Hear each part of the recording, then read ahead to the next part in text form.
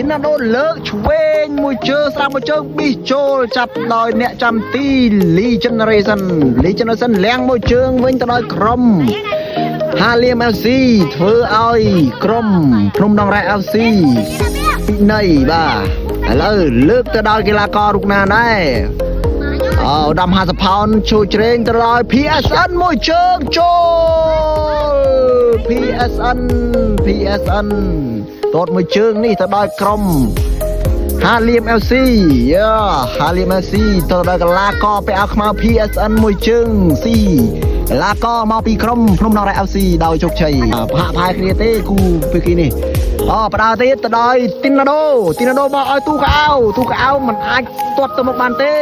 PSN មួយជើងទៀតប៉ះឲ្យអូហូ